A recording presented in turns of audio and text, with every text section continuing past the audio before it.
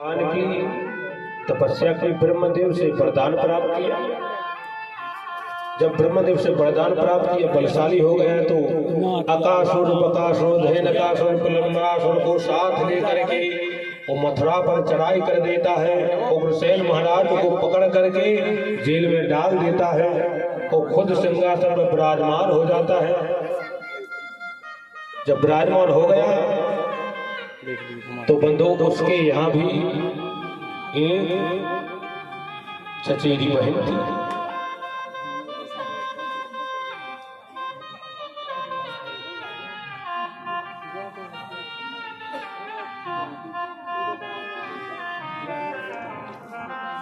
हरे पथे गृहिणी कलश समापभ्य शरीर बाको अस्याष्टमो गर्भो हलतेहा बसो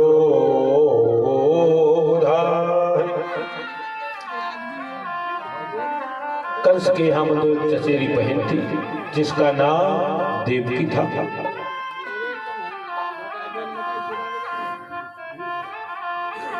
जब देवकी कुछ बड़ी हुई, जब देवकी बंधु बड़ी हुई, शादी की योग हो गई। जब शादी की योग हो गई तो कंस ने अपने मित्र वसुदेव के साथ विवाह संपन्न करना समझा। शादी की रस्में तैयार हुई, बड़ी धूमधाम से देवकी का विवाह वसुदेव के साथ हुआ। और बंधुओं, जब वसुदेव के साथ विवाह हो गया तो कंस अपनी बहन देवकी से बहुत अत्यधिक प्रेम करता था।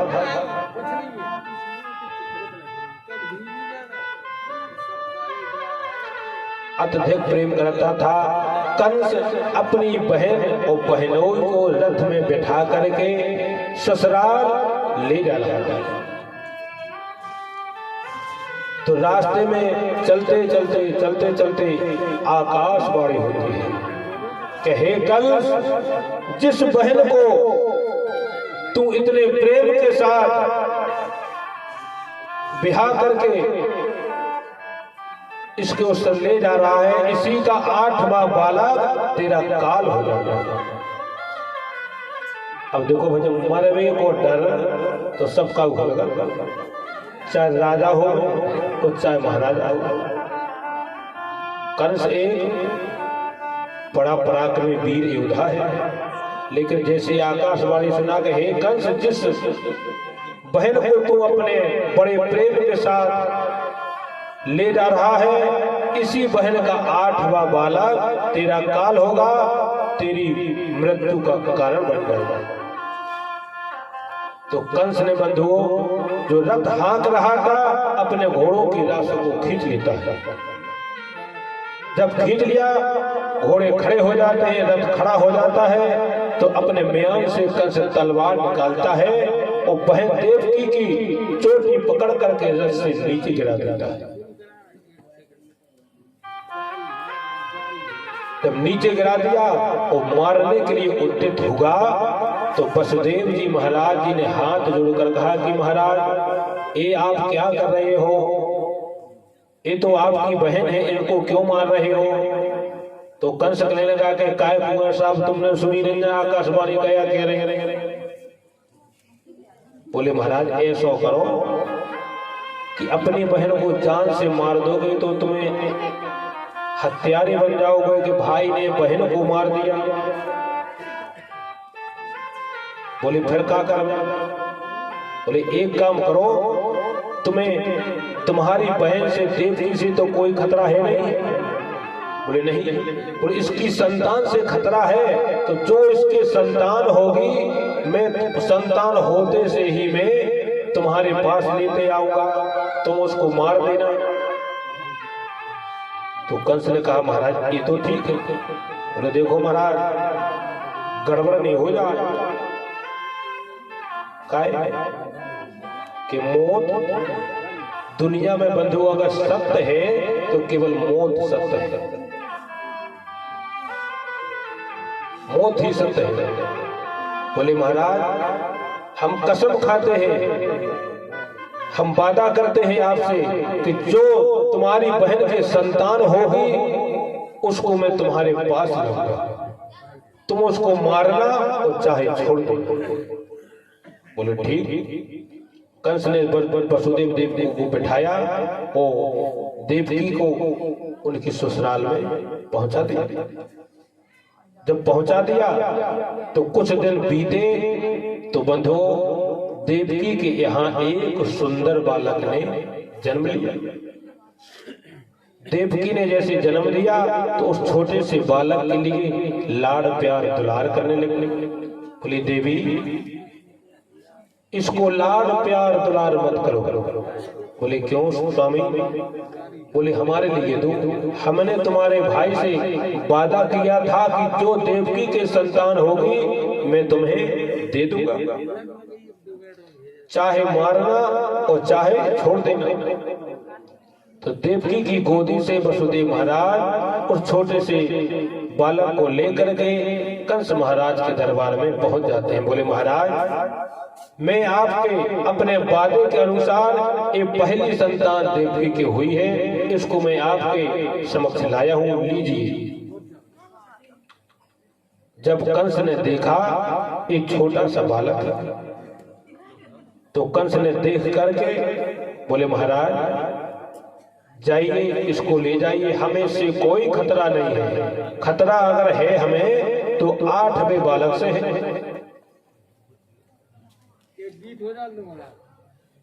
चलो हो जाओ गाओ राधा।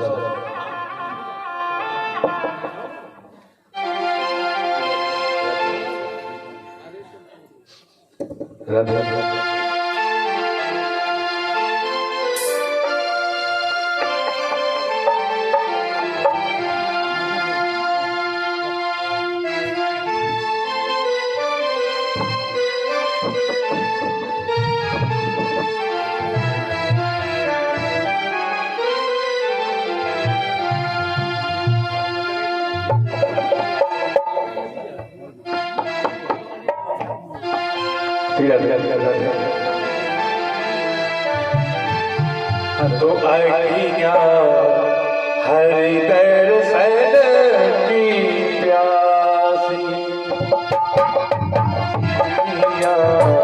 हरि दर्शन की प्यासी, हरि दर्शन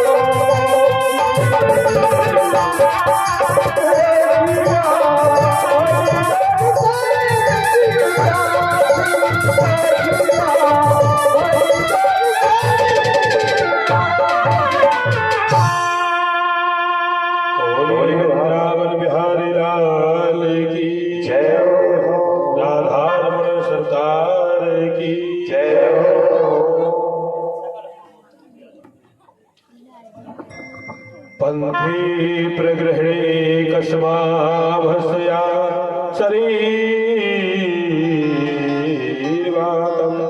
अस्या स्तुवामो कर्मो हन्त्या बहे से बुधेया। बोल लो आप लोग भी बोलो, चलो बोलो।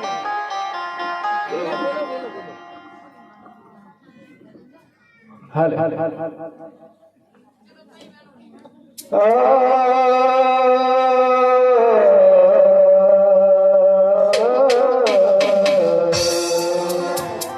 बोली राधा माधव सरकार की जय।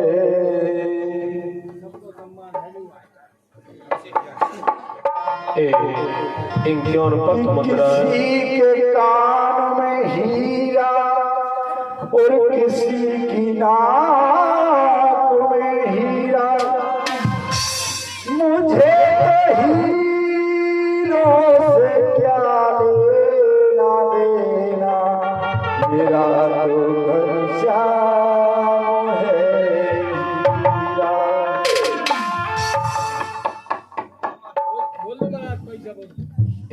इंक्योन पथ मुद्राओं का दान हमारे श्री भैया श्री सुखराम पाल जी के नाती अंशपाल और नवीन पाल सुषपाल इंक्योन पथ मुद्राएं श्रीमद् भागवत महापुराण में दान करते हैं। भगवान इनका भंडारा भरे रखे, उसी प्रकार से भगवान के धर्म काज में दान करते रहे। इनके नाम से भगवान की जय बोलेंगे। बोलो श्री हनुमान जी महाराज की जय हो। कि अनोखे श्याम है धन भक्तों की पहचान लेते हैं, उपवत चरण आए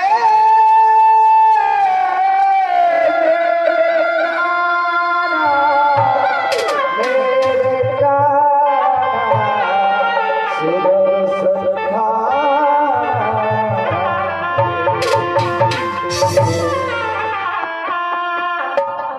तो देखिए माँ देवी जी अभी इंतजार कर रही हैं कि भगवान कुछ ही पलों में आएंगे, इसलिए कहना कि राधा के रघुबर श्याम घरे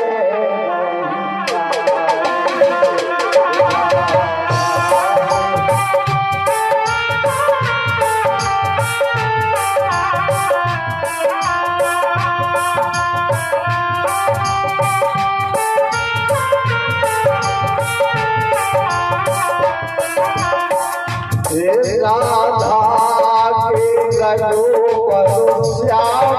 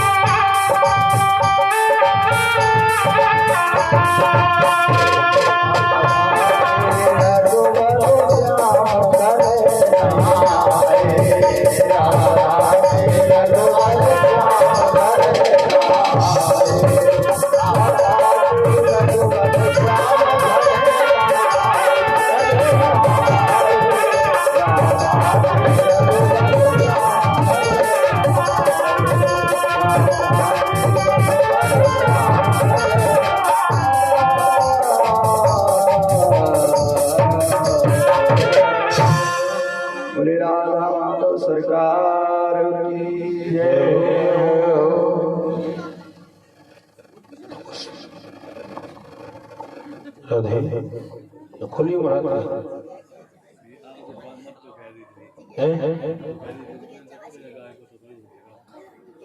राधे श्री राधे राधे श्री राधे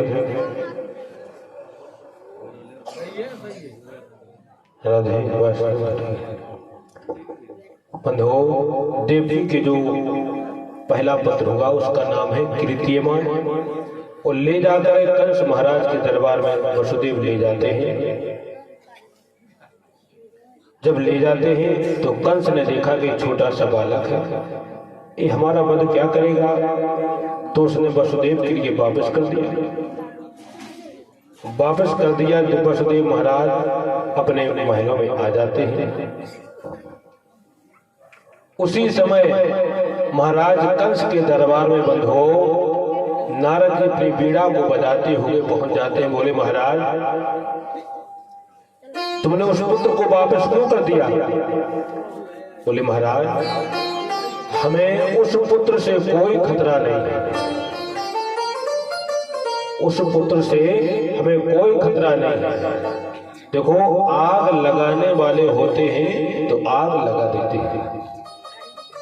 नारद जी ने बंधो एक गोलाकार खींचा, गोलेकार में 8 रकीलों को गिना दिया, 1 2 3 4 5 6 7 8। बोले इधर से गिनो, इधर से गिना। अब बोले महाराज इस तरफ से गिनो, इस तरफ से गिना। तो 1 2 3 4 5 6 7 8, बोले 8वां वाला भी पहला हो सकता है, वो पहला वाला भी 8वां हो सकता है। बोले महाराज फिर क्या किया जाए? बोले मंगवाओ, मसल डालो। कंस ने अपने सैनिकों को भेजा और वसुदेव से उस पुत्र को मंगवा करके और हाथों से मसल दिया, उसका प्राणांत हो जाता है। दूसरा पुत्र जैसे ही होगा बंधु, तो दूसरे पुत्र को भी इसी प्रकार कंस ने वध कर दिया। यहाँ तक कि 6 बालक कंस ने देवकी के मार दिए। 7वां बालक जब देवकी के गर्भ में आया तो भगवान ने कहा कि योग माया को आदेश दिया कि यह गर्भ खींच करके देवकी के गर्भ से रोहिणी के गर्भ में पहुंचा था। अब 8वें का नंबर है, वो उन्हीं 8वें में हमारे गोविंद सरकार अब पधार रहे हैं। वो आप पंडित जी आप अपनी तैयारी करके रखिएगा, थोड़ा दादा इस पल्ले को ये सजा दीजिए, बांध दीजिए। श्री सुखदेव जी महाराज कहते हैं कि प्रश्न जरूर जवाब दे रहे हैं। योग माया से उस बालक को देवकी माता के गर्भ से निकाल करके रोहिणी के गर्भ में स्थापित कर दिया और गोकुल में उस बालक ने जन्म ले लिया, इसलिए वो दोनों माताओं का पुत्र है।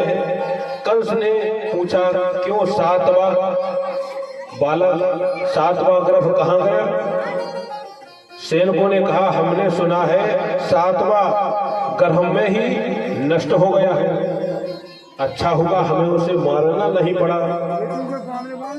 अपने आप ही मर गए।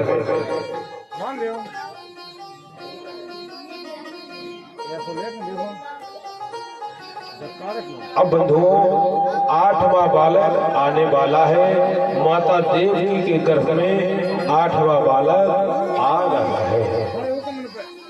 यही मेरे गोपाल कन्हैया है।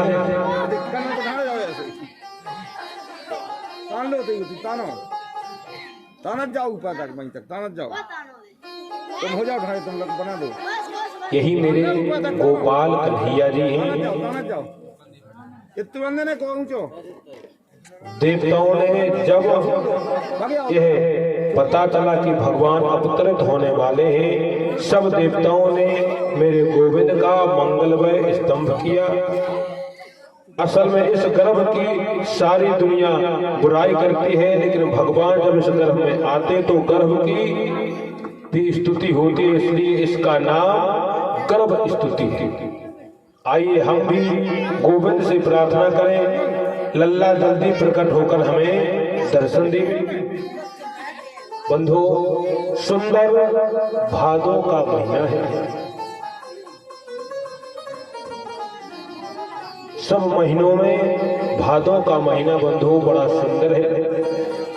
भादों का महीना है, रिमझिम बरसात हो रही है।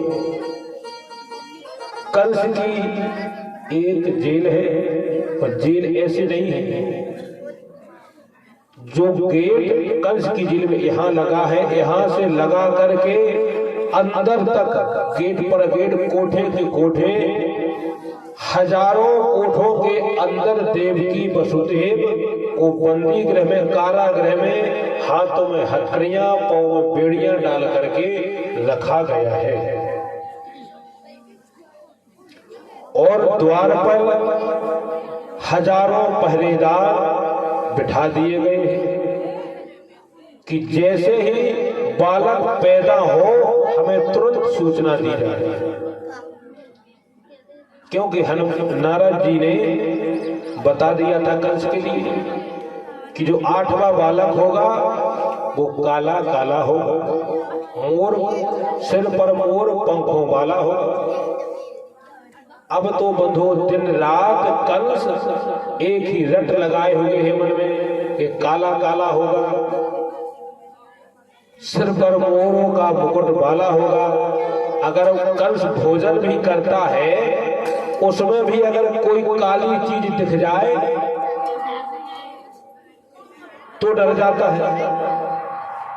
तभी से कहते हैं कि अगर वो दाल में खाता है तो दाल में अगर जीरा भी काला दिख जाए तो डर जाता है। तभी से तो कहते हैं कि दाल में कुछ काला है,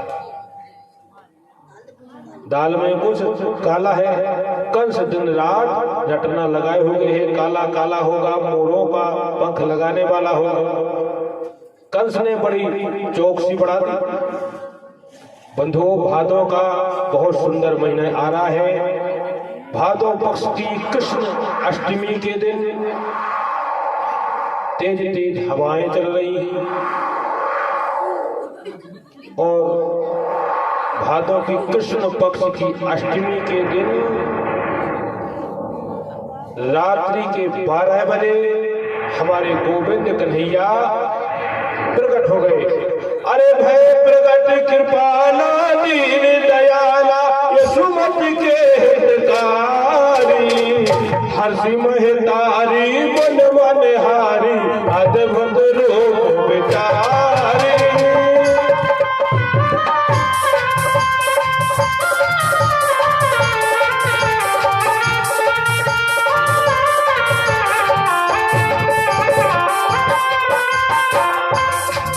भय प्रगट कृपाला दीन दयाला यशुमति के हितकारी, हंसी महतारी बन मनहारी अद्भुत रूप विचारी।